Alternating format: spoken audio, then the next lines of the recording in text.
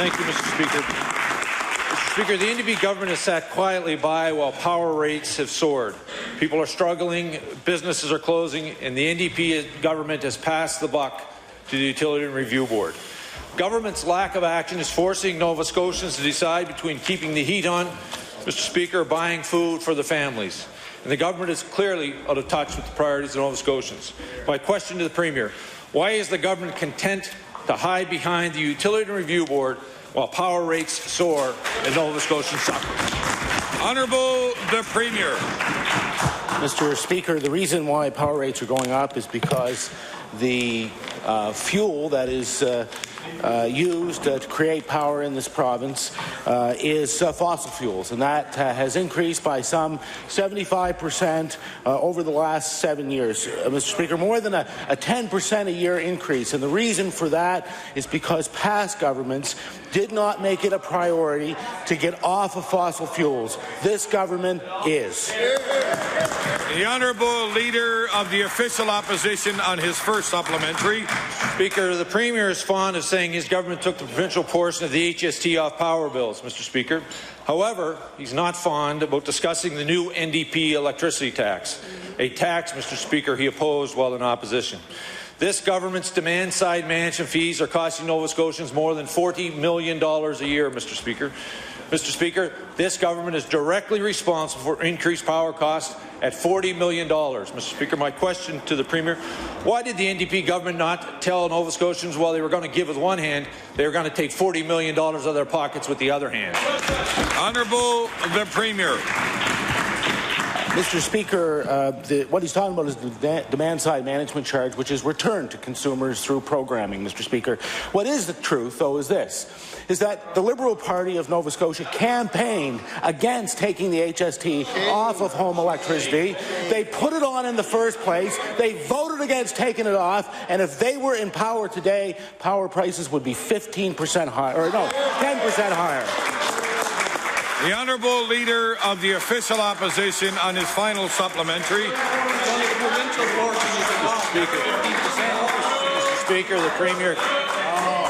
Mr. Speaker, the Premier campaigned against the demand-side management tax, Mr. Speaker, which you quickly put on, Mr. Speaker. Mr. Speaker, on June 9th, a letter to the Utility Review Board written by the NDP government, Mr. Speaker, about this electricity tax, and I quote, places the burden of the DSM-related improvements too heavily on the residential users and other rate classes, end of quote, Mr. Speaker. Can you further down to a letter from the Premier, Mr. Speaker, I quote, this surcharge on their power bills at this juncture would add unneeded and counterproductive costs to residential business users, end of quote, Mr. Speaker. I want to remind this House and all Nova Scotians, Mr. Speaker, since he's become Premier, power rates have gone up over 20%, Mr. Speaker. Mr. Speaker, this is a tax. Mr. Speaker, this is a tax on the poor and middle-class income families and small business owners, Mr. Speaker, when shareholders could have paid the bill. So my question to the Premier, why does the Premier believe that Nova Scotia shareholders should pay the NDP electricity tax and not Nova Scotia Power shareholders? Honourable the Premier. Mr. Speaker, as the Leader of the Opposition creates this fantastical imagery around the Utility and Review Board, Mr. Speaker, he knows full well that the conservation measures are the most important way that people can actually reduce their costs, Mr. Speaker. They can go back, they get that money back. Mr. Speaker, in conservation programs. But what is also true, of course, is that if they had their way, the price of electricity in this province would be 10% higher than it is today.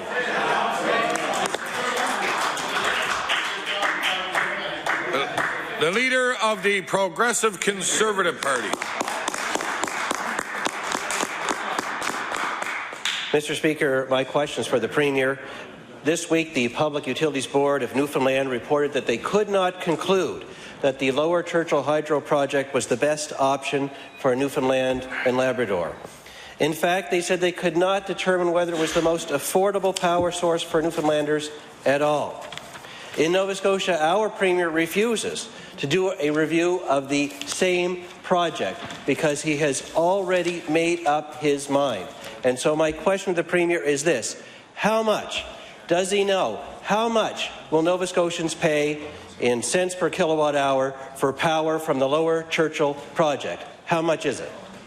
Honourable the Premier. Mr. Speaker, there have been numerous studies that have come out that have shown that this, in fact, is the lowest cost option for power. It is only the Conservatives who could choose to gamble on future power rates instead of getting 35 years of power at a fixed rate. Honourable the Leader of the Progressive Conservative Party. Mr. Speaker, gambling is when you commit your province to something and you don't even know how much it is going to cost. A simple question: how much will it cost Nova Scotians? No answer from the Premier. Mr. Speaker, I'll tell you what, the best information available from Newfoundland says that power from Lower Churchill will cost 16.4 cents per kilowatt hour, and I will table the document that makes that so. That is how much it's going to cost Newfoundlanders. That is at least 20% more than Nova Scotians are paying for power now, and that is before we transmit that power by expensive subsea cable from Newfoundland to Nova Scotia. So my question to the Premier, Mr. Speaker, is this: will he finally stand up for Nova Scotia ratepayers and review the project to see if it truly is the best, cheapest, greenest source of power available for Nova Scotians, yes or no? Honourable the Premier. Well, Mr. Speaker, I don't know exactly what the Leader of the Leader of the Conservative Party is getting at, but he knows full well that there is a comprehensive review process, that the project, before it can be approved as a capital expenditure for the utility, has to in fact go to the Utility and Review Board, and that is the appropriate process for a review. The Honourable Leader of the Progressive Conservative Party on his final supplementary. Well, Mr. Speaker, apparently the Premier feels it is somebody else's responsibility to decide whether this project is in the best interest of Nova Scotia or not, and that is a shame, because that is the job that the Premier was elected to determine. The fact of the matter is, Mr. Speaker, the Premier is fine with this project because someone else is going to end up paying the bills for it. And that someone else is the people of Nova Scotia, Mr. Speaker, that will pay the bills for this project. And the Premier doesn't even know how much it's going to cost them. So my question to the Premier is this: how much do power rates have to rise before this Premier recognizes that his policies are making power unaffordable in Nova Scotia? Honourable the Premier. Mr. Speaker, the reason why power rates are where they are today is because the Conservative government over many years refused to deal with the fact that we had a utility that was completely chained really to the fossil fuel market, to the international fossil fuel market. That's the problem we had. 10% raises year after year after year. 75% increase in fuel costs over 7 years, Mr. Speaker. That was a mistake they made that we don't intend to repeat. The Honourable Leader of the Official Opposition. Their parents are concerned about their children's education, Mr. Speaker. Over the past 2 years, the NDP government has slashed funding and downloaded costs to school boards. As a result, Mr. Speaker, supports are being lost, teachers are being cut, and students are losing their educational assistance.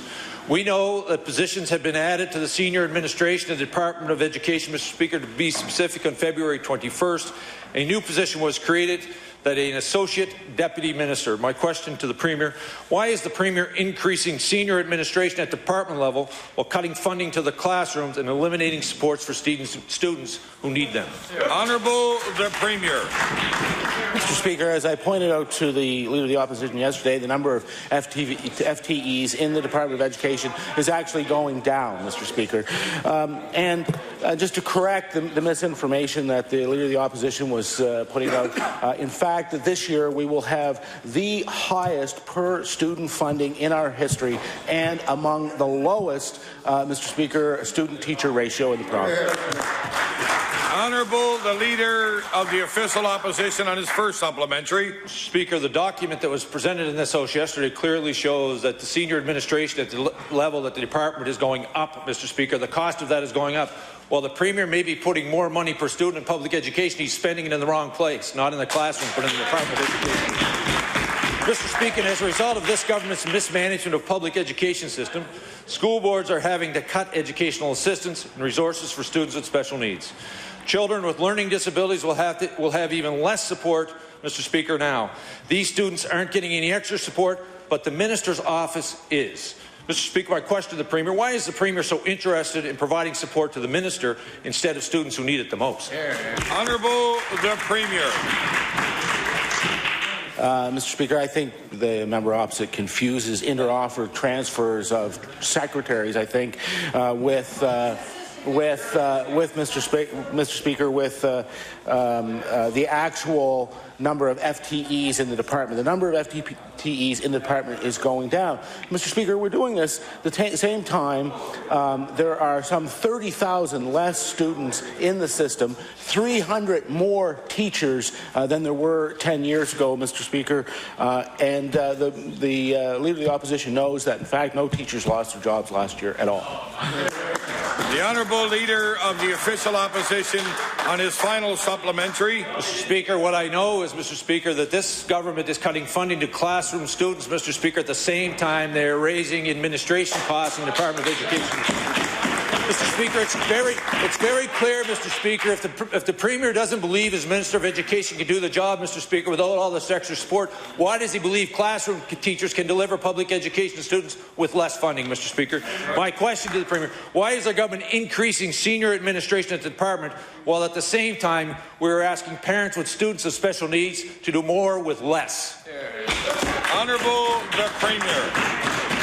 Mr. Speaker, it's exactly the opposite. We are reducing the number of FTEs in the Department of Education, Mr. Speaker. We have protected funding for students with special needs, and we are the government that set up the comprehensive plan for students with autism, Mr. Speaker. That was this government.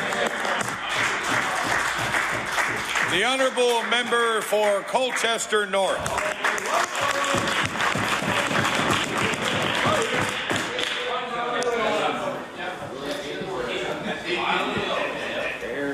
Mr. Speaker, last session I repeatedly asked the Minister of Education about real student-to-teacher ratio numbers.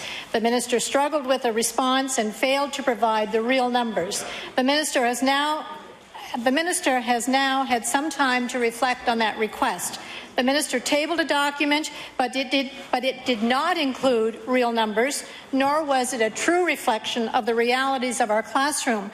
School boards are announcing right now lost teaching positions due to the Minister's cuts. So my question to the Minister is this.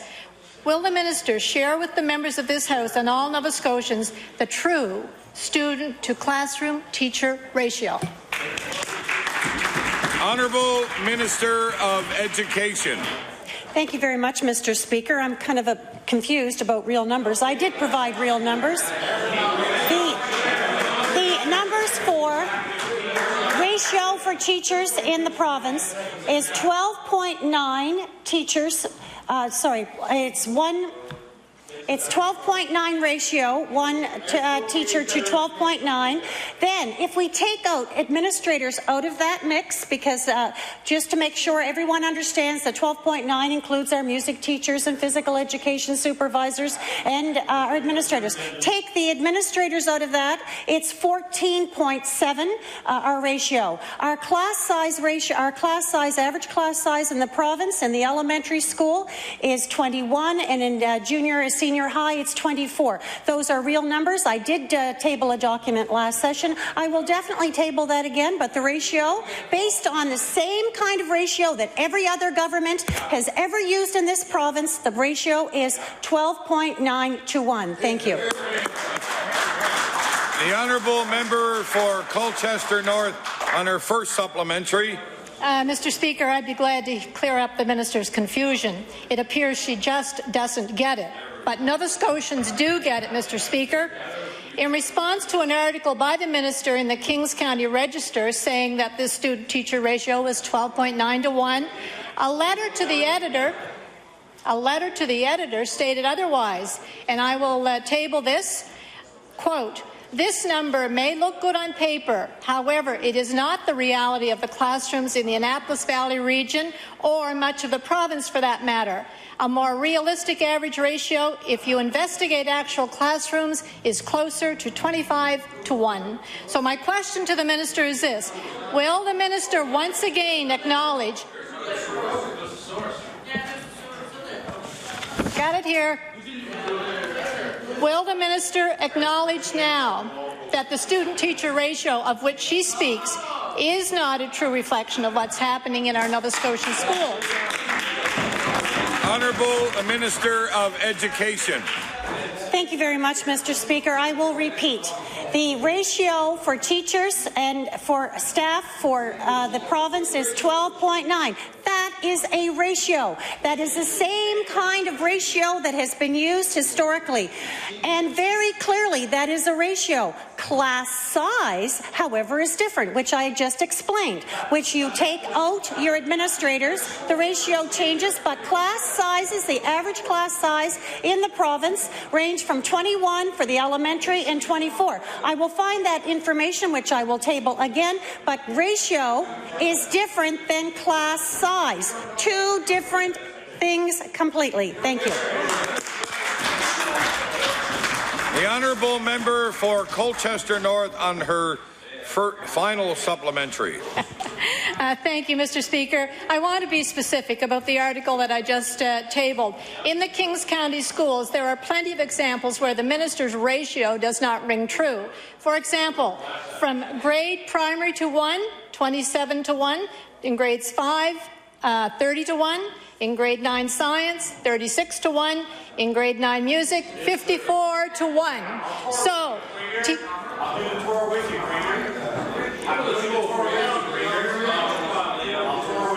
I'm sure that the minister would be welcome. The minister would be welcome in that Kings County school. Teachers and parents, Mr. Speaker, know the true number. And they're not getting them from the minister. They're getting them from the actual classrooms. So, final question, again, will the minister acknowledge that a 12.9 to 1 ratio is not a true reflection of the realities of the numbers that exist in the classrooms in our province? The Honourable Minister of Education. Thank you very much. The ratio is 12.9 to 1, and I will repeat a little lesson that I just gave the House. Ratio is different than class size, and I would say that across the province you are going to find different groupings in class size, but based on averages, our class sizes are better than they have been in a generation. The Honourable Member for Hants West. Thank you, Mr. Speaker. Mr. Speaker, my question is for the Minister of Energy. Standard & Poor's Rating Services has revised its outlook for Emera and Nova Scotia Power from stable to negative, pointed directly to their massive capital spending plans, Mr. Speaker. Standard & Poor's protects Emera investors. Nova Scotians are wondering who is protecting them. How much per kilowatt hour does the Minister of Energy think Nova Scotia families can afford to pay for their electricity bill? The Honourable Minister of Energy. Thank you, Mr. Speaker. Thank the honourable member for his question. Certainly, we're all concerned about the volatile fuel prices, about the ever-increasing costs of coal and oil, and we're doing something about that. We're trying to get off of fossil fuels and get on to more renewables, more conservation measures. You know, we're really undergoing an energy transformation in this province, and we're working in the long term to make power rates not only more affordable today, but to make it more affordable in the long term. The Honourable Member for Hants West on his first supplementary. Thank you, Mr. Speaker. Mr. Speaker, Emera President and CEO Chris Huskelson says he needs money to meet requirements of the NDP bite-the-bullet electricity plan. The NDP plan doesn't mention affordability, as too many Nova Scotians are fully aware of. When will the minister rewrite his government's bite-the-bullet electricity plan and put people, small businesses, and their ability to afford electricity back at the top of the decision-making pyramid?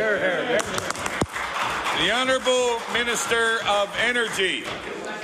Thank you, Mr. Speaker. We do have a plan. It's a renewable electricity plan that came forward in 2010. And we have an investment in our future through the ComFit program that involves communities, through the IPP program that involves companies in this province providing renewable energy. And overall, we have a strong plan to get off of fossil fuels. We can't continue to bury our head in the sand forever like previous governments have done. We have to move forward with a plan. The Honourable Member for Hants West on his final supplementary. Thank you, Mr. Speaker. Mr. Speaker, Standard & Poor's Rating Services analyst responsible for the outlook changes for the power company says upshot is Nova Scotia Power's ability to cover a growing debt load will depend on the size of rate increases. This is no upshot. Nova Scotians cannot afford to bail out this government's bite-the-bullet electricity plan any longer. How many people, my question to the minister, how many people and jobs will this government drive away from Nova Scotia before it's willing to get off its high horse and review its bite-the-bullet electricity plan? The Honourable Minister of Energy. Thank you, Mr. Speaker. As I mentioned, the status quo is not an option any longer. We can no longer continue to rely on fossil fuels. We need renewable energy in this province, clean, green, renewable energy, and the estimated cost is somewhere between 1% and 2% a year over the next 5 years, and that's an investment in our future, an investment in lower power rates for Nova Scotians. The Honourable Member for Colchester North.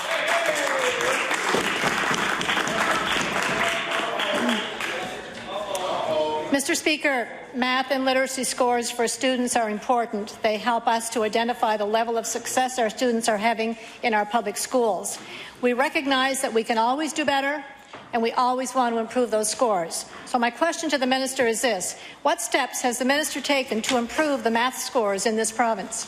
The Honourable the Minister of Education. Thank you very much, Mr. Speaker. As part of our Kids and Learning plan that we launched about 2 months ago now, I think we have outlined that we are going to be moving to the Western Protocol. We recognize that our math curriculum has an awful lot of outcomes, and what we're going to be doing is moving to the Western Protocol. That work has already started. And I will continue on, I would imagine, with my second question. Thank you. The Honourable Member for Colchester North on her first supplementary. Thank you, Mr. Speaker.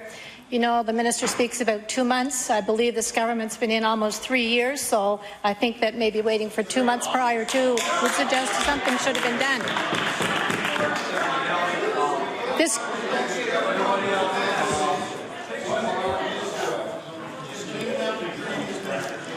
This government... I'll remember that, John. This government has done nothing constructive, nothing designed to improve those math scores. Rather, they have cut funding to public education, eliminated math mentors, and forced school boards to reduce the number of classroom teachers. So my question to the minister is this: how would those cuts be designed to improve math scores? The Honourable Minister of Education. We are investing in our, thank you very much, Mr. Speaker. We are investing in our students' education. Our per-student funding is higher than it's ever been. And there's another piece here that I just would like to remind the member opposite, that over a 10-year period, we have had 30,000 students leave our system. Today, as we're standing here talking, there are 361 more teachers in the system today. Obviously, there's a disconnect there, and the department is working very, very hard on making sure that our children are going to succeed. So our investments are strategic to make sure our students are successful. Thank you. The Honourable Member for Colchester North on her final supplementary. Thank you, Mr. Speaker. I was pleased that the minister mentioned the Western curriculum. Students in Nova Scotia are very young, bright people. Our classroom teachers are well-trained, dedicated, and hard-working individuals. The solution the minister has referred to, she's going to do it now, 2 months she's decided, to adopt a new curriculum, in particular, the Alberta curriculum. Yet parents in the western part of Canada, in Alberta in particular, yeah, that's what it is. We don't have to do that.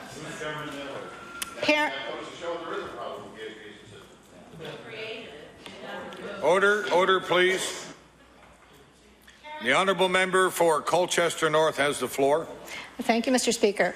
Parents in Western Canada themselves are concerned about this math instruction, about the outcomes, and about the curriculum, and they formed a group called WISE, W-I-S-E. And this well-educated group is recommending to their own government changes in the Alberta curriculum that this minister wants to bring to Nova Scotia. So my question would be, why would Nova Scotia adopt a curriculum from another province when the educators in that province are not happy with the curriculum they have? The Honourable Minister of Education. Thank you very much, Mr. Speaker. We are working under with the Western Protocol, which has shown to have benefits for the students in certain parts of the province. The students that are exceeding in math have been following the Western Protocol, and this is something that has been adopted with consultation with our school boards that are looking forward to this curriculum being moved into our school system. Thank you very much, Mr. Speaker. The Honourable Leader of the Progressive Conservative Party. Thank you, Mr. Speaker. My question is for the Premier. As all Nova Scotians are now only too painfully aware, the Premier promised when he was running to be Premier that he would not raise their taxes. As we all so famously know now, shortly after the election, he did just that. What happened? Apparently didn't have to do it. Now, this week, Mr. Speaker, the Premier is at it again, making a new tax promise, but only if he is re-elected. Apparently, the Premier thinks he can fool Nova Scotians twice. Mr. Speaker, in 2007, the Premier's own Minister of Finance spoke of the importance of keeping your promises. He said, and I quote, "A new promise is a poor substitute for a broken one." And I will table that quote for the Minister of Finance and for his Premier. It's a good quote. Mr. Speaker, my question for the Premier, does he agree with his own Minister of Finance that a new promise is a poor substitute for a broken one? Honourable the Premier. Mr. Speaker, the answer to the question is very easy. The Leader of the Conservative Party should consider the increase in the HST the legacy of the Conservative government. The Honourable the Leader of the Progressive Conservative Party. Mr. Speaker, the Premier has only been in office for under 3 years. And here is his legacy already. Every Nova Scotia family, $4,000 more paid in extra HST since he broke his promise. Every Nova Scotia family, $6,000 more deeper in debt because his government broke its promise. My question to the Premier, how can he look those families in the eye after reaching into their pockets for $4,000 more in a broken promise and tell them that he kept his commitment? Honourable the Premier. Mr. Speaker, I do it by saying to them that I'm profoundly sorry that the Conservative government left us so far in debt. The Leader of the Progressive Conservative Party on his final supplementary. Mr. Speaker, Nova Scotians know that that is not true. But what they also know, Mr. Speaker, the Auditor General himself, $19,700,000 surplus when those guys got in. $19,700,000 surplus. What have they done? The Premier broke his promise. He raised their taxes.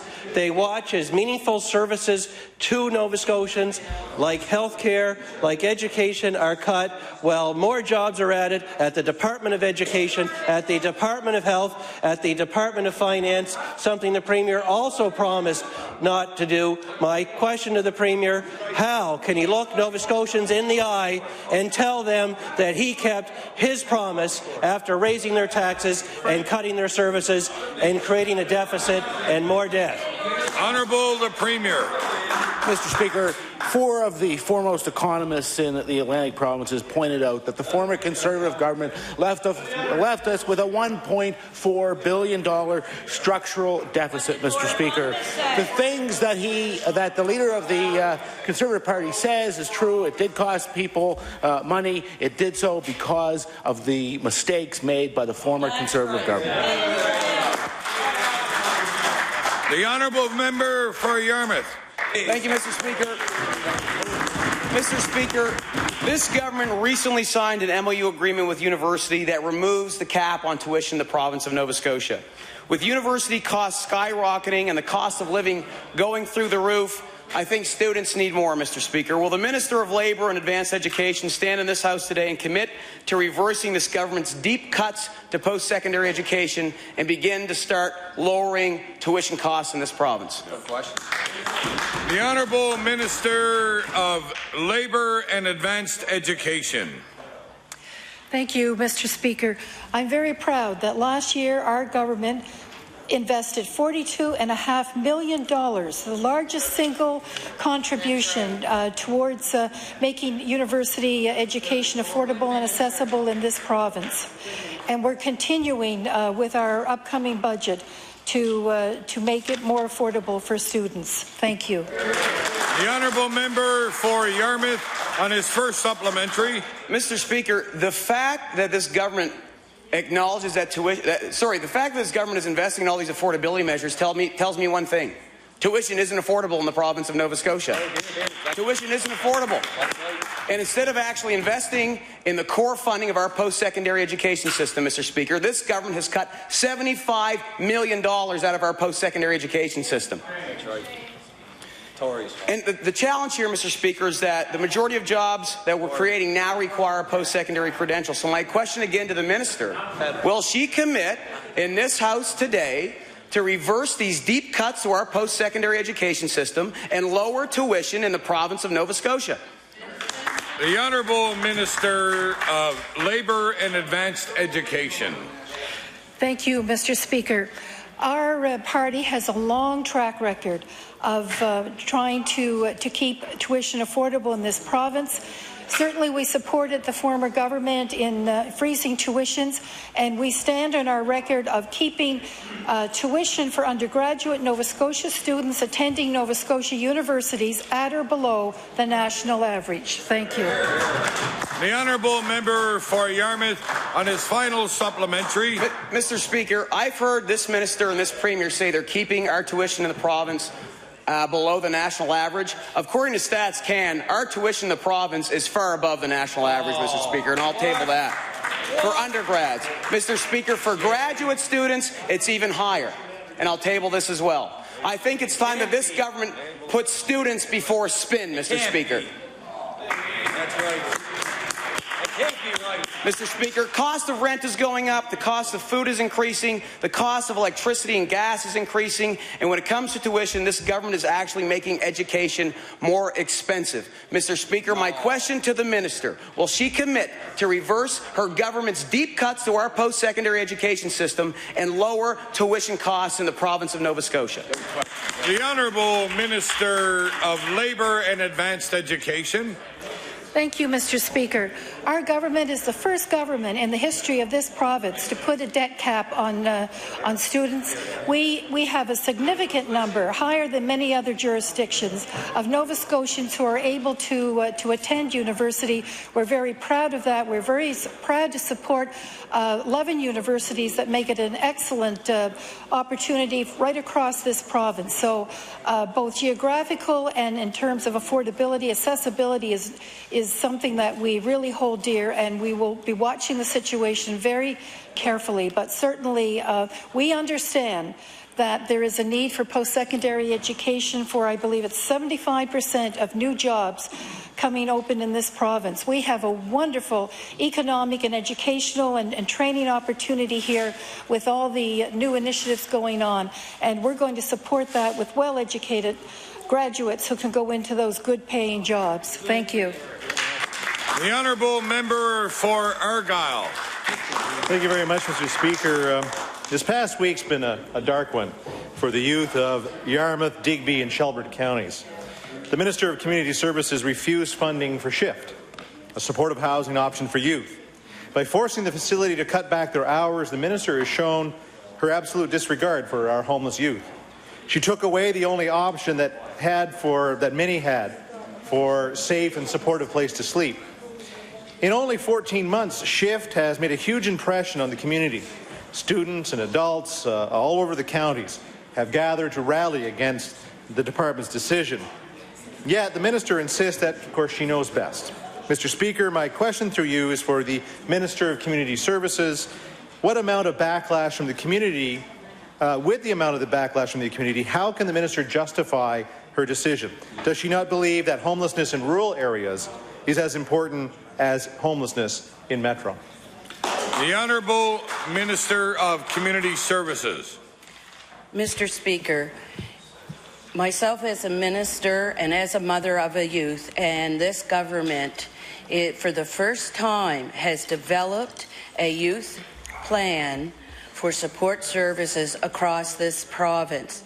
The honourable member is talking about an organization that I personally sat down with, and that we talked to them about the approach they were taking was not only a band-aid approach, but also a non-sustainable approach. We did not cut 1 cent from them, because from day one we have been open, we have been honest. We said we would not be supporting it financially.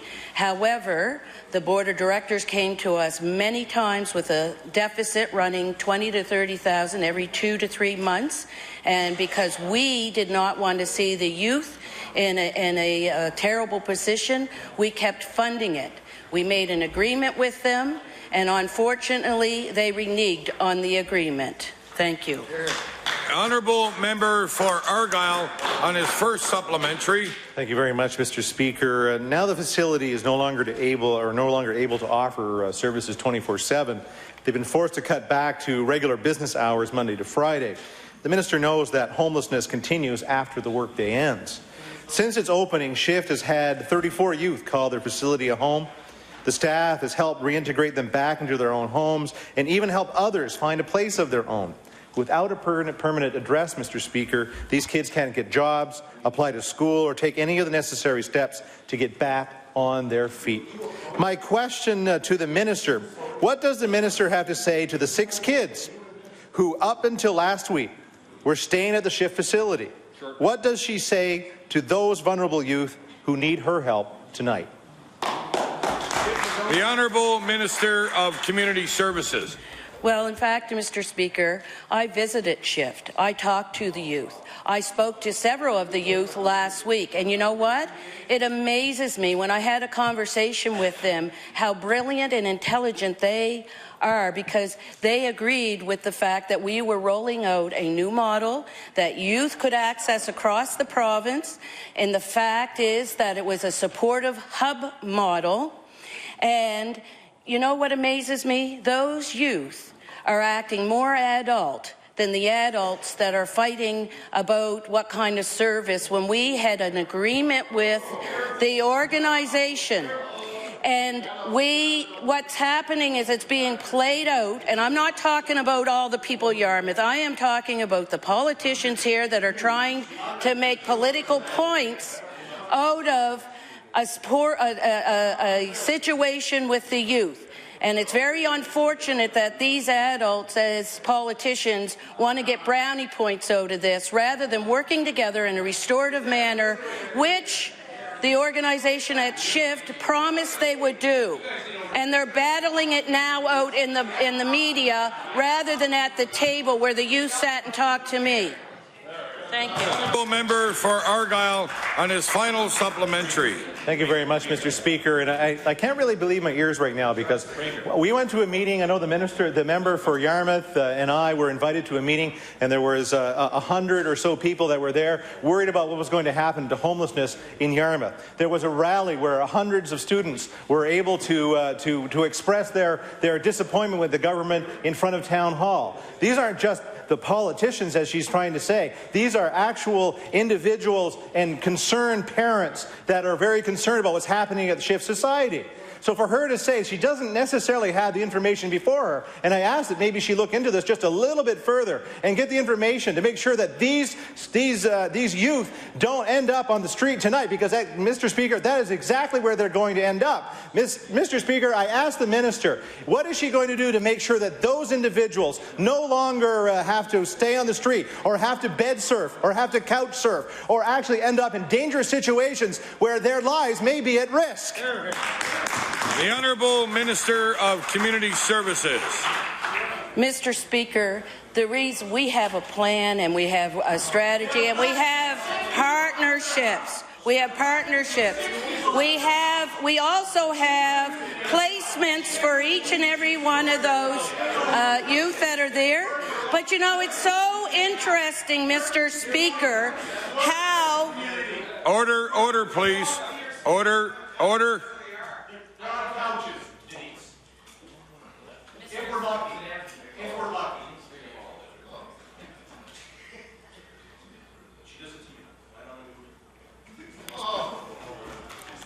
Well, you know, I think that things are becoming a little heated at this time. And I think I'll just take a little deep breath and we can continue debate in this chamber in a parliamentary way for all. Okay? The Honourable Minister of Community Services. Mr. Speaker, we have a plan in place. We have the youth that would be going presently to Shift. We have placements with them. We are caring about our youth. The Department of Community Services, that's what they do best, is to help children and youth.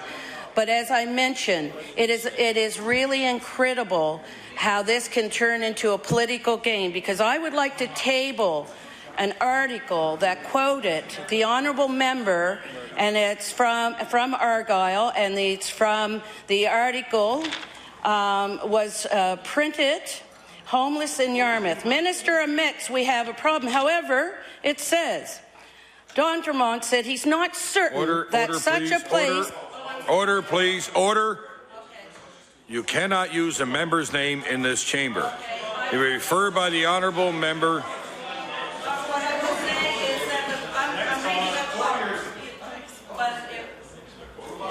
The Honourable Member for Community Services have the floor. I will say the Honourable Member then, because I'm reading a quote. Thank you. So I apologize that, but I will insert Honourable Member. It says, the Honourable Member said he's not certain that such a place, referencing Shift, is what the community needs. I will table that.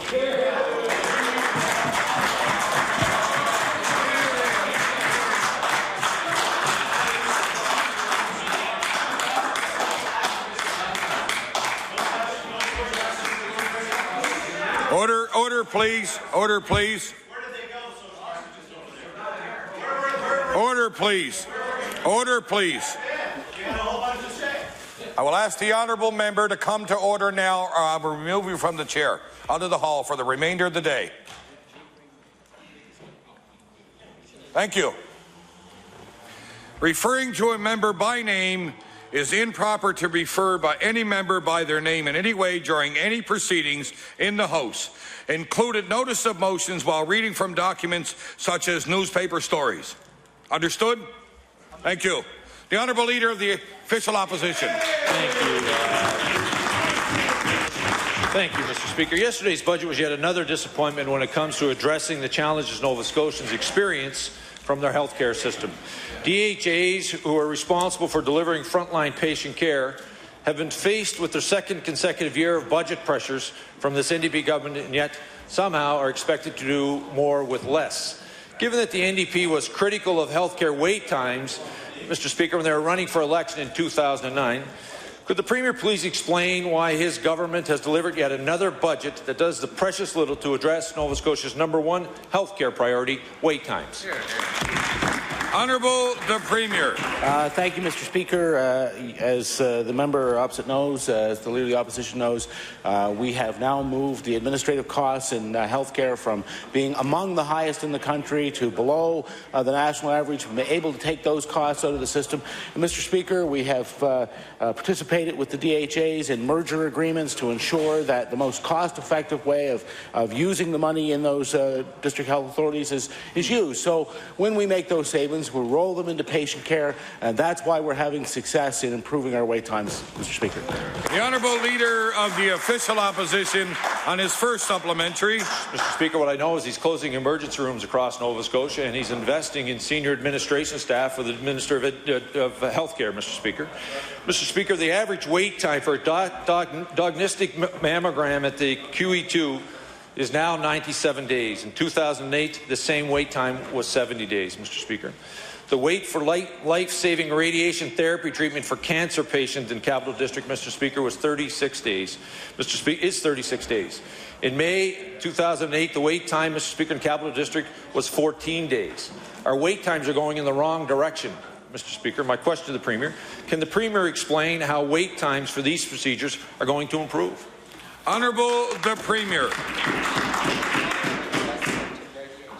Thank you, Mr. Speaker. First of all, I'd just like to correct what the member of the Leader of the Opposition said. In fact, Mr. Speaker, what is happening is that we are keeping emergency rooms open right across the province 24/7, Mr. Speaker. That is what Better Care is achieving. It's achieving them through the collaborative emergency centres, Mr. Speaker, a success that is going to be copied in other provinces, Mr. Speaker. But I would ask the Leader, or the Minister of Health, to address the specific questions with respect to wait times. The Honourable Minister of Health and Wellness. Thank you very much, Mr. Speaker. Mr. Speaker, I want all members to know that this government has made two very significant investments in the millions of dollars, both at the Cape Breton District Health Authority and at the Capital District Health Authority, to expand radiation therapy. Construction is underway to accommodate bunkers for new equipment that is required to ensure that we meet the radiation standards, radiation treatment standards for cancer care across Nova Scotia. It is a significant investment, Mr. Speaker. The patients and staff in those programs are very pleased for that investment, Mr. Speaker, and it will keep our wait times within the benchmarks that have been established nationally.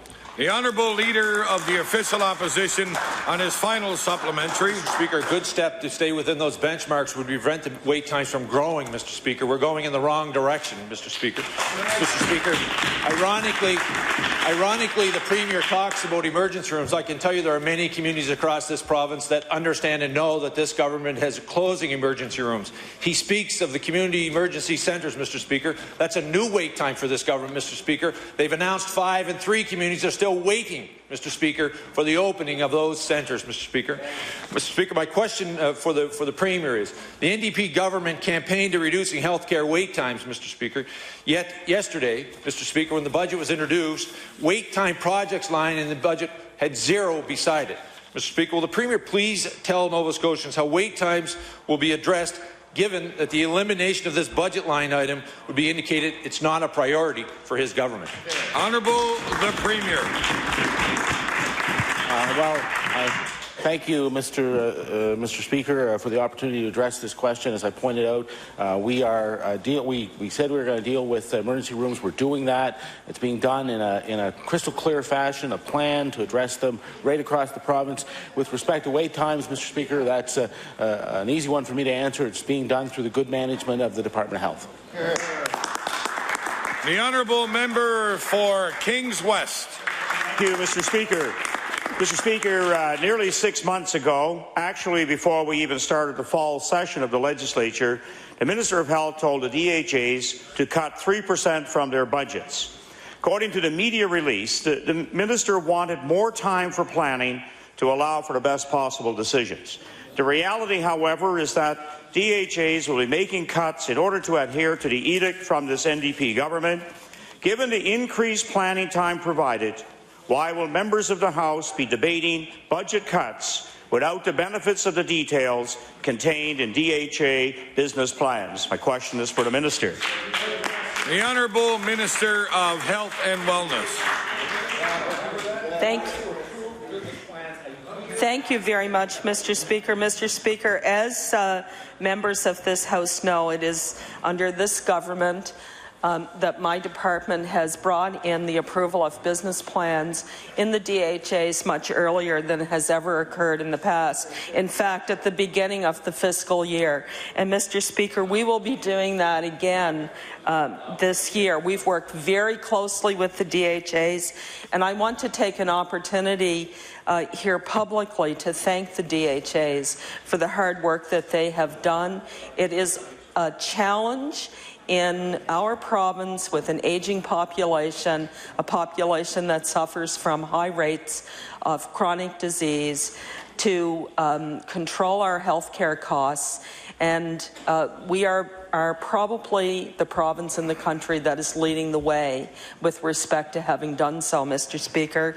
And it has been done through the very hard work and dedication of the men and women who work in the DHAs across our province, Mr. Speaker. The Honourable Member for Kings West on his first supplementary. Mr. Speaker, Southwest Health has seen a budget decrease of close to $1 million over last year's estimate. Pictou DHA is facing a $1.4 million cut, and Gasha will be asked to cut $1.3 million from their 2011-12 forecasted expenditure. Mr. Speaker, these are the examples on paper. All DHAs have been asked to do much more with less, and yet we are not able to scrutinize the details. Given the Minister stated in a news release on October 14th, and I'll table that document, that a plan for approval would be submitted before the spring budget, will the Minister confirm that she and/or her department are aware of DHA budget cut details as a result of approving the business plans? The Honourable Minister of Health and Wellness. Thank you very much, Mr. Speaker. Mr. Speaker, I'm working through the final details of the District Health Authority plans before I bring them to Executive Council, which is part of the process for budgetary approval, Mr. Speaker. And as soon as that process is complete, of course, we will be releasing those plans. But, Mr. Speaker, again, I want to say that it's a challenge to control costs. We are working very hard. We've reduced administration in our district health authorities. We have now a merged service initiative underway, which will see a further reduction in administration. We have gone through a process where we have protected patient care at the bedside, Mr. Speaker, and we have been able in this budget to reinvest savings into strategic areas of priority for our healthcare system, and I'm looking forward to having an opportunity to have fuller discussions with members of this chamber during the budget estimates in terms of what the details of our investment will be in our healthcare system, Mr. Speaker. The Honourable Member for Kings West on his final supplementary. Thank you, Mr. Speaker, and that was a very, very long no to my question. Mr. Speaker, 6 months of planning, 3% cuts for the second year in a row, and no details. Last year in the Annapolis Valley, the Berwick Clinic slashed its hours to save money in a budget freeze, $0 saved. That impacts patient care and puts pressure on the regional hospital ER. Other DHAs implemented or increased user fees to deal with health issues at a time when life is less and less affordable for Nova Scotians.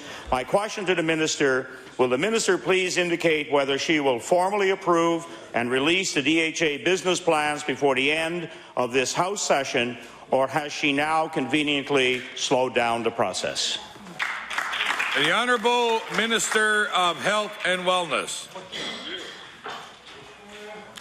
Thank you very much, Mr. Speaker. Mr. Speaker, my experience with that member is that that member hasn't been all that capable of handling the details, Mr. Speaker. He seems to get them wrong quite often, Mr. Speaker, and but he will have an opportunity to have those details, Mr. Speaker, as we work through the final iterations of the DHA budgets. The Honourable Member for Dartmouth North. Thank you, Mr. Speaker. Mr. Speaker, my question today is for the Minister of Community Services. Mr. Speaker, the community of Dartmouth North is made up predominantly of 60% multi-unit dwellings, and in recent conversations with private landlords, our discussions centered around increases in power rates, increases upcoming in water rates, thus resulting in increases in rental costs. Mr. Speaker, one of the conversations also centered around the fact that a number of landlords are more apt to not want to rent to individuals who reside or are on income assistance because they simply don't have enough funding. So my question to the Minister is, why does her NDP government not agree to increase shelter allowances? The Honourable Minister of Community Services. Thank you, Mr. Speaker, and thank you to the member for the question. I have referenced this in the past, and the fact is I know it's quite difficult in understanding the shelter rates, but history has shown, unfortunately, when those shelter rates go up, that the rent tends to automatically go up because the landlords know that there's an increase. So what we've been doing within our department is offering many different programs that people could access, which would increase their income level. And we've done a very good job of that over the last several years in government. Thank you. The Honourable Member for Dartmouth North on his first supplementary. Mr. Speaker, poverty reduction tax credits, affordable tax credits are only good if you can wait every 4 months for funding. Mr. Speaker, Nova Scotians are hungry now. Mr. Speaker, Nova Scotians have to pay power bills now, and every month they have to pay rent. And Mr. Speaker, interestingly enough, you don't qualify for those tax credits if you're actually homeless. Does the Minister recognize that her government's unwillingness to make appropriate adjustments to the shelter allowances is actually putting more Nova Scotians at risk of being homeless? The Honourable Minister of Community Services. Mr. Speaker, as I just mentioned, we have offered multiple type programs that people can access. Now, for example, if you took a single parent with 2 children, because of the increases in the affordable tax credit, the poverty tax reduction credit, the increase in child benefits that we have continually have risen, and also the increase on the monthly amount for income assistance, which is $9 this time. It was $15 last year. Way more than previous governments. They were doing them at $3 or $4 a year, so that's substantially a lot more. But take, for example, that single parent. They would have now, after 3 years, $2,300 annually more in their pockets under this government than they did the previous government. Thank you. The Honourable Member for Dartmouth North on his final supplementary. Mr. Speaker, the real issue is that we're seeing more youth that are at risk of being homeless or who are actually homeless. We're seeing more individuals, men and women, who are struggling, and at the shelter allowances now, they simply cannot pay the rent. Mr. Speaker, the majority of these Nova Scotians who rely on the minister's funding have to pay upwards of 60% for their shelter out of their income. That is unacceptable. This does not make sense when we're asking many of these individuals to deal with their addiction issues and mental health issues and overall well-being and health. If we don't deal with these issues now and the issue of shelter allowance, these individuals will find themselves relying on another system, one with a much greater cost, Mr. Speaker, and that's unfortunate for Nova Scotian taxpayers and those individuals. So my question to the Minister is, when will we see a real housing strategy come out with the announcement last year of the federal funding, and will that housing strategy include an increase in the shelter allowances? The Honourable Minister of Community Services. Thank you, Mr. Speaker. The housing component is very important to us. We've talked about that a lot, and that we have invested millions and millions with the assistance of the stimulus package into housing. We just went through 3 years of upgrading and building new housing. Once again, I said about the multiple programs that we are offering. I think another good example is you could take and this is for what we often term as working poor. You can take a two-parent family with 2 children right now, and there's never been anything to help individuals that would have been termed the working poor, because we know that there is a distinction between people on income assistance and those people who are working for like $10 an hour. This government has put in the 3-year period $4,400 more in their pocket each and every year. So we're working very hard to be able to provide the financial supports that all Nova Scotians need. Thank you. The Honourable Member for Kings West. Thank you very much, Mr. Speaker. Mr. Speaker, it is my hope this time that the Minister of Health will answer the question and not get personal. Nova Scotians expect better from their minister. Mr. Speaker, yesterday we heard the Minister of Health and Wellness attempt to defend the indefensible when it comes to child and youth mental health services. Mr. Speaker, I would like to table a letter the NDP sent to the Mental Health Coalition during the 2009 election. Contained in the letter is the following statement. The Conservatives decided if you can't fix a problem, then you can pretend it doesn't exist. In 2005, Capitol Health ordered a change in how wait times would be measured. They scheduled appointments far in advance and removed people from the wait list while they were still waiting. The number of people waiting appeared to go down when it was actually rising. I tabled the document.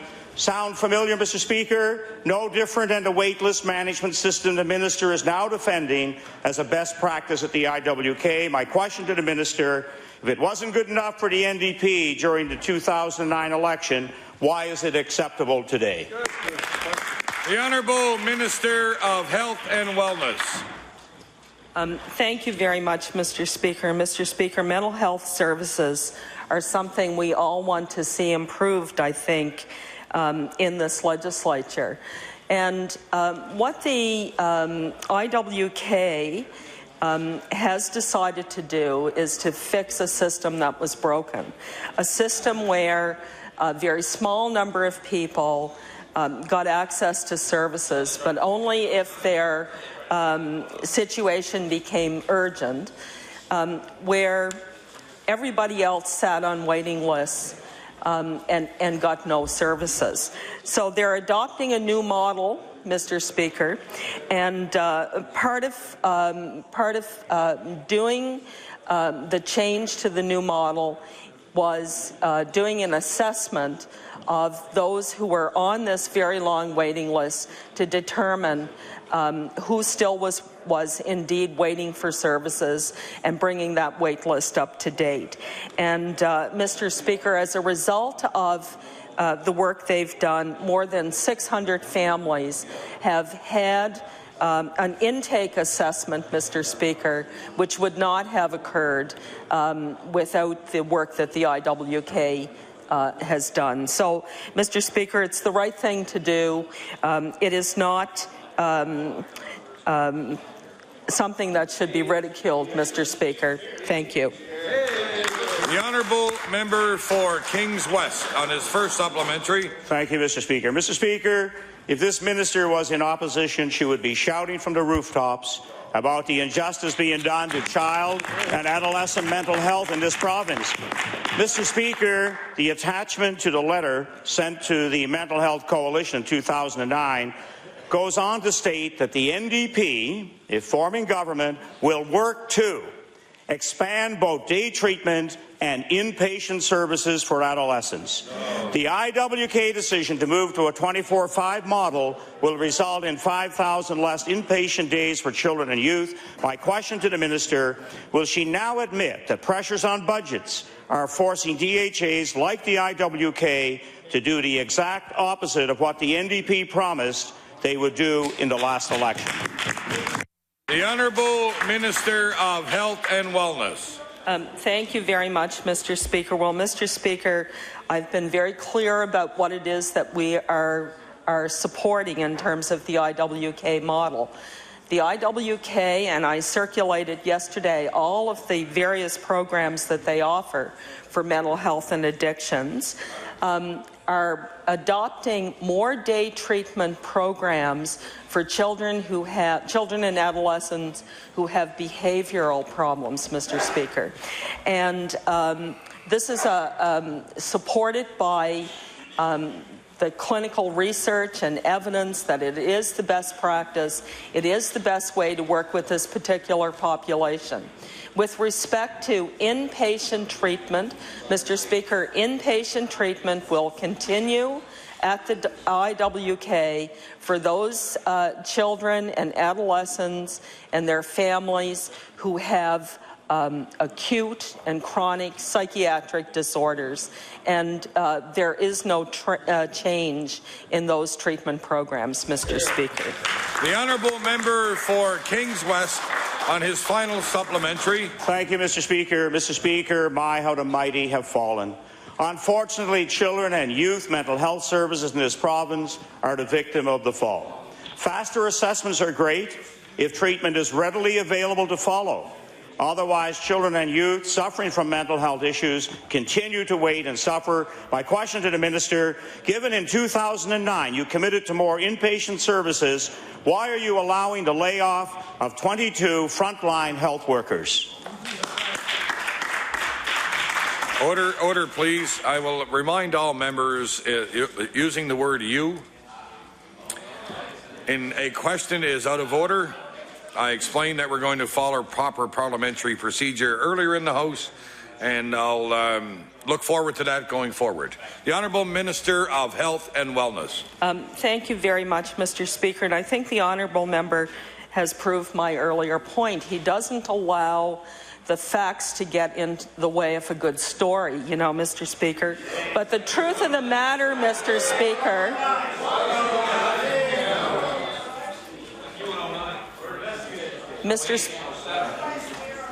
The Honourable Minister of Health has the floor. Thank you. The Honourable Minister of Health. The truth of the matter, the facts, Mr. Speaker, are that we are organizing care for families, kids and adolescents around the needs of families and those young people. We are not organizing services around the needs of healthcare workers and providers, Mr. Speaker. That is what is occurring here. This is the model that we are adopting, and more kids and more families will receive the care they need in an earlier time frame, Mr. Speaker. It is the better care sooner that we committed to, Mr. Speaker. The Honourable Member for Glace Bay. Thank you, Mr. Speaker. This NDP government has done little to protect rural communities in our province. All regions outside Nova Scotia have experienced population decline since 2009. The provincial government has a responsibility to identify and address the specific problems that Nova Scotians face every day, Mr. Speaker, and no job as a government is more important than this. 3 years in, we have seen no sign of a clear and well-defined plan. So my question, will the Minister of Economic and Rural Development and Tourism explain to the people living in rural Nova Scotia why he has not provided a plan to keep them living and working in their communities? The Honourable Minister of Economic and Rural Development and Tourism. Thank you, Mr. Speaker. Mr. Speaker, after 20 years of the lowest economic growth in the province of Nova Scotia, when we came into government, Mr. Speaker, we recognized this, Mr. Speaker. We developed a plan. We developed a plan for all Nova Scotians, Mr. Speaker. It's called Jobs Here, which really addresses a large part of the issues that have confronted rural Nova Scotia, Mr. Speaker. And, Mr. Speaker, after the Jobs Here plan has been rolled out now for over a year, the proof is certainly in the pudding, Mr. Speaker. The Honourable Member for Glace Bay, on his first supplementary. Thank you, Mr. Speaker. Since 2009, the Annapolis Valley has seen their labour force shrink by 8.6%. This is on top of overall population decline in that area.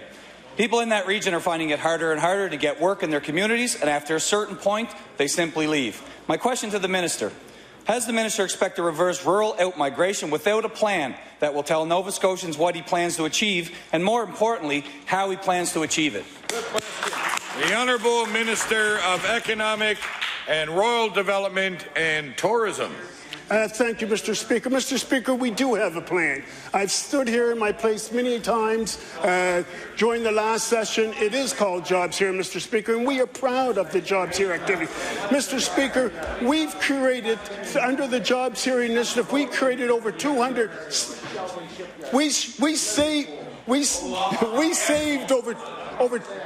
We saved over 2,000 jobs in the province of Nova Scotia, just in the forestry industry alone, Mr. Speaker.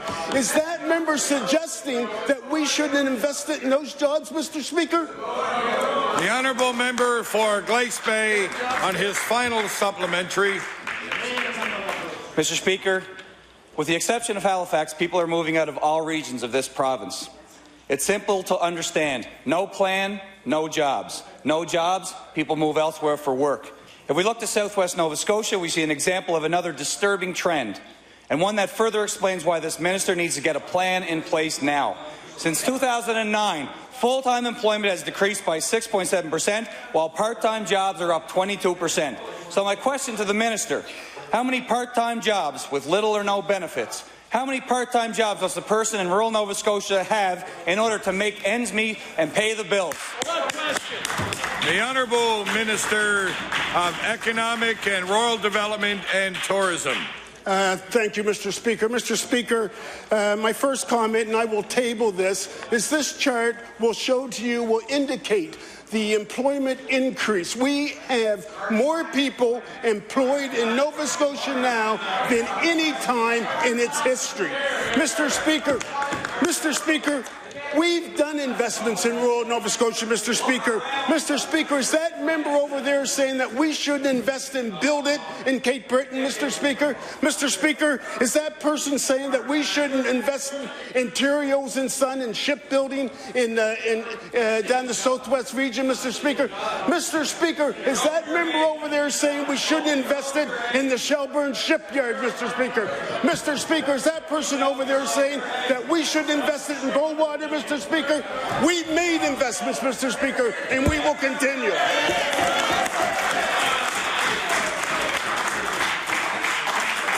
The Honourable Member for Cape Breton North. Thank you, Mr. Speaker. Yesterday, the Minister of Education told the House she was looking forward to April 20th, the day she will receive the priorities of school boards. She said that's when decisions will be made. Well, Mr. Speaker, it seems to me that decisions have already been made, and the Minister made the decision without any opinions of the Halifax Regional School Board. Mr. Speaker, will the Minister explain today why she did an end run around the Halifax Regional School Board, and why did she announce a capital project based on political needs rather than the requirements of the school board? The Honourable Minister of Education. Thank you very much, Mr. Speaker. It gives me great pleasure to say that we are following the plan of Kids and Learning First, and we are investing in our students. We are making sure that they have opportunities. So, therefore, there will be a skills trade centre in Cole Harbour. Thank you. The Honourable Member for Cape Breton North on his first supplementary. Mr. Speaker, there's nothing about Kids and Learning First in this. It's votes and port barreling first. Mr. Speaker, it's funny the way the Minister treats school boards. When something unpleasant has to be done, like millions of dollars in educational cuts, she leaves it up to the school boards to do the work. But when it comes to making Port Barrel political school announcements, she doesn't even give them the courtesy of hearing what the priorities are. I never forget. My question to the Minister of Education is, will the Minister guarantee the projects are truly priorities for the Halifax Regional School Board, won't be cancelled or delayed because she chose to pick a project from the NDP's re-election priority list? Will she guarantee that projects in Sheet Harbour and Ounce County and elsewhere won't fall victim to her political agenda? The Honourable Minister of Education. Thank you very much, Mr. Speaker. April 20th, the priorities of the school boards will be coming into the department, and we will look at those priorities and we will make our decisions based on what our school boards are telling us they need in each of the jurisdictions. Thank you. The Honourable Member for Cape Breton North on his final supplementary. Mr. Speaker, if the announcements are coming, or the priorities are coming out in April 20th, how come the announcement was made before that? One of the reasons the Premier actually, with a straight face, for building the new high school is to house some students when renovations to another school are being done. Mr. Speaker, that's laughable. I know you don't build a new house when you need to remodel a kitchen. Mr. Speaker, my question to the Minister, will the Minister admit today that her boss, the Premier, overreached when he gave the flimsy excuse of building a new school? Will she admit that her decision to build a school was for votes and pork barreling first? The Honourable Minister of Education. Thank you very much, Mr. Speaker. The Cole Harbour area was actually identified many, many years ago when Howard Windsor was the superintendent, and I know that there's been a call for either skilled trades or a flexible school in Cole Harbour. This has been something that's been a priority for many, many people. The issue of providing Cole Harbour with skills trade, and following along with my comments on Kids and Learning First, this is providing the opportunity of students in all the surrounding areas to be able to get skills trade development right in their own community. I stand behind this decision. This is a good decision for Nova Scotians. Thank you. The Honourable Member for Bedford Birch Cove. Mr. Speaker, at a housing and homelessness conference held in Halifax last November, the Minister of Community Services announced that her department was developing a homelessness and housing strategy. Since that time, we've heard nothing outside of that conference. No one has seen anything about this strategy.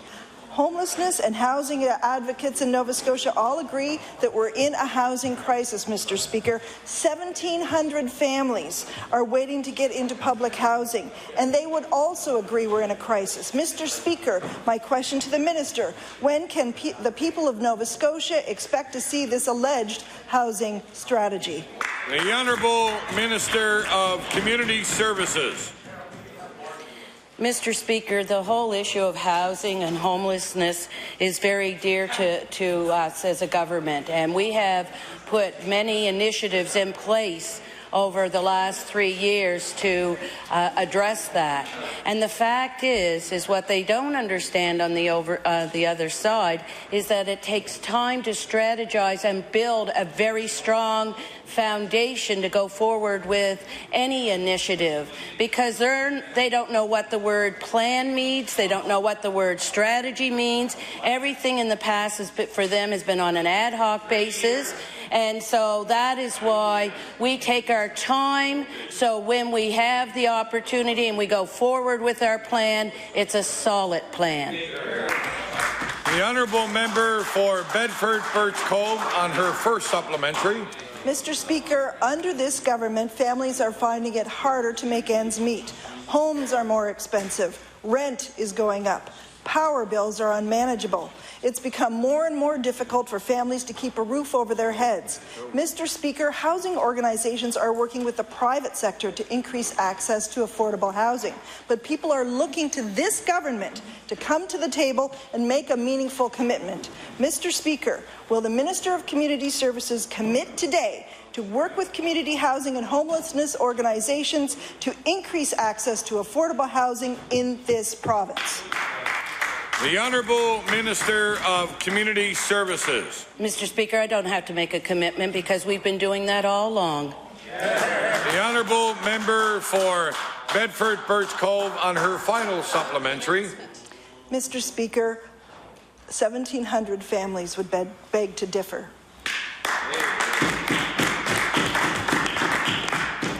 And that number does not even include the many families who are renting, but they don't know where their next rent check is going to come from, those that are couch surfing and not sure when they're going to be tossed out on the street, and those who are worried about losing their family homes because they simply cannot make ends meet under this NDP government. Mr. Speaker, will the minister tell members of this House today what she is going to do to get these 700 families into homes? The Honourable Minister of Community Services. Mr. Speaker, we have been doing a lot. And what we've been doing is investing in affordable housing. We have been developing strategies. We have been meeting with the shelters. We have created new shelter programs with hub supports that have never been in this province before. And as I said earlier, you take a family of 2 parents with 2 children. Because of this NDP government, they have $4,400 more dollars. That's an increase of 23% more in their income, and they would never even touch something like that or even consider it, and that's from all the good work that this government is doing. The Honourable Member for Bedford Birch Cove on a new question. Thank you, Mr. Speaker. Mr. Speaker, the gap between what men earn and women earn is increasing here in Nova Scotia. It's decreasing across Canada. Women and families are finding it harder to make ends meet. My question, did the minister responsible for the status of women raise any concerns with her cabinet colleagues about this increasing wage gap and how this government is making life more difficult for women and families to make ends meet? The Honourable Minister of Status of Women, the Honourable Minister of Advanced Labour and Advanced Education. Thank you, Mr. Speaker. Certainly for generations we've known that there has been a wage gap between men and women. And despite claims to the contrary, actually in Nova Scotia, the wage gap is shrinking. And certainly when we look at the statistics available through Stats Canada, between 2008 and 2010, the median hourly wage for women increased by $2, whereas the median wage for men increased by $1.15. Now, that's not to deny that a lot of our service and domestic and the lower paying administrative and service jobs predominantly are staffed by women. And that's one reason that our government is upskilling, providing all kinds of training opportunities so that more and more women can move into the higher paying full-time jobs in this province. The Honourable Member for Bedford Birch Cove on her first supplementary. Thank you, Mr. Speaker. But just so the minister is aware, her government was not in 08. And if you look at the Stats Can figures for 09 on, in fact, the wage gap is increasing.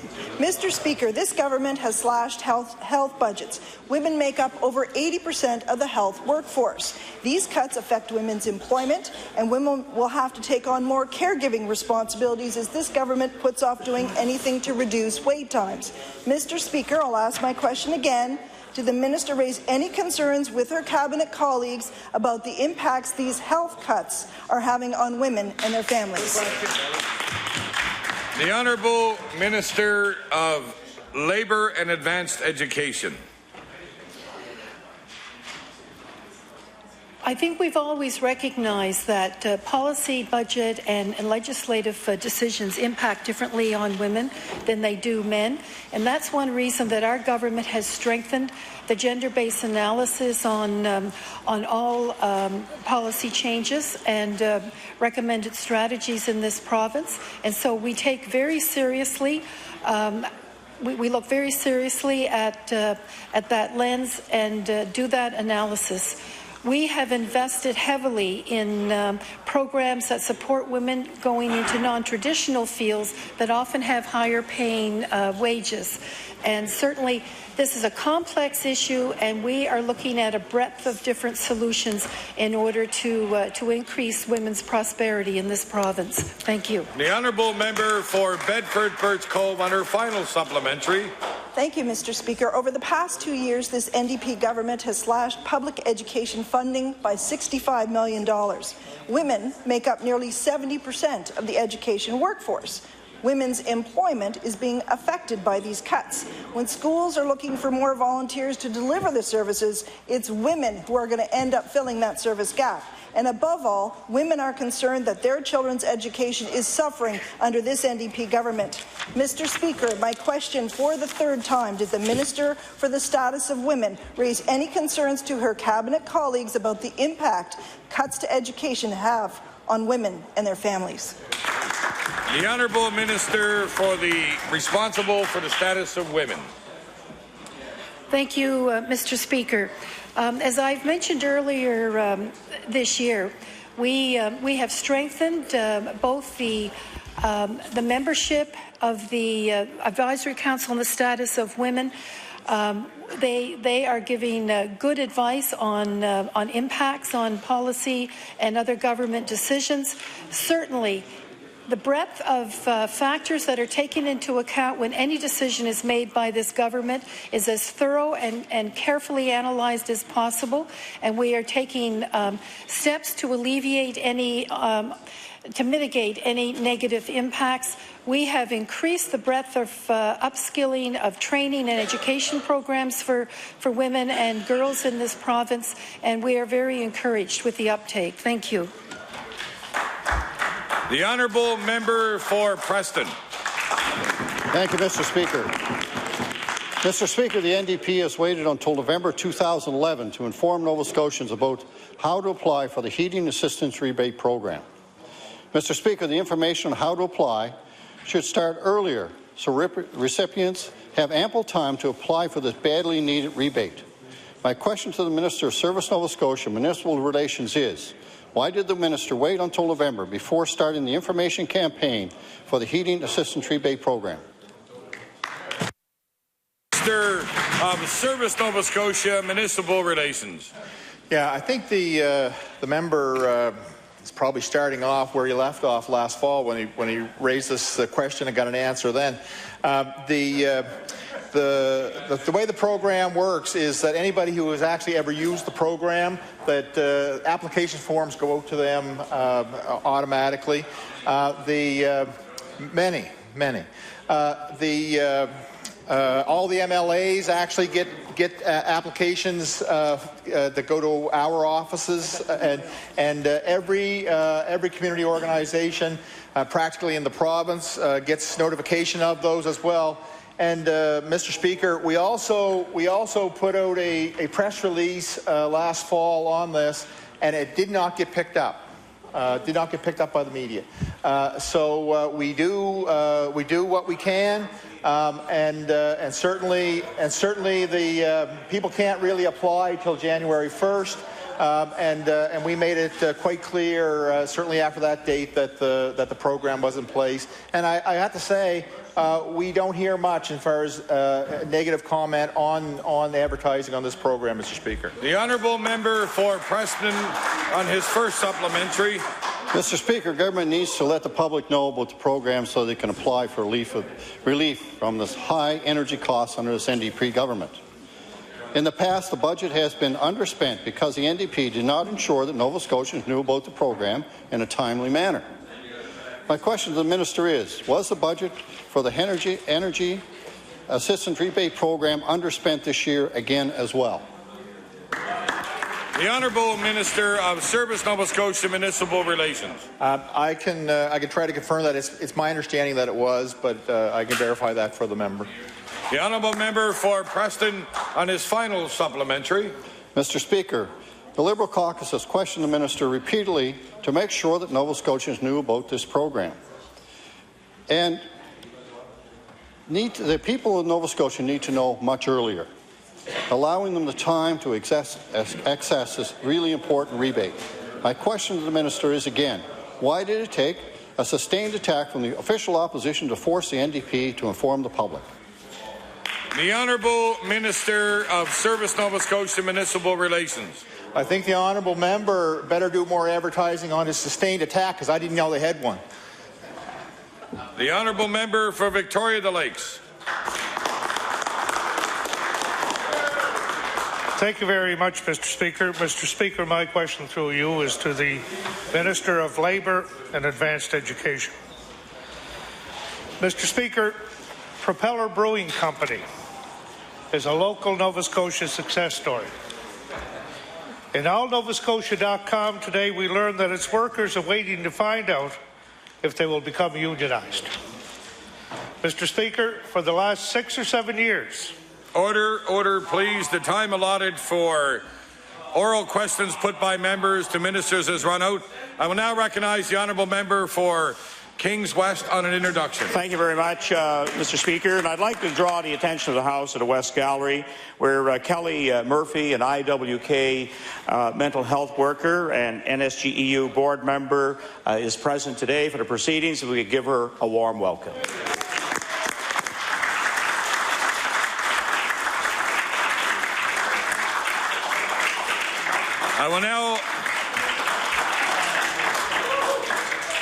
I will now call on the House Leader for the official opposition to call opposition members' business. Thank you, Mr. Speaker. Would you please call Bill number 3, the Sales Tax Act? And Bill number 3, the Sales Tax Act. The Honourable Member for Digby Annapolis.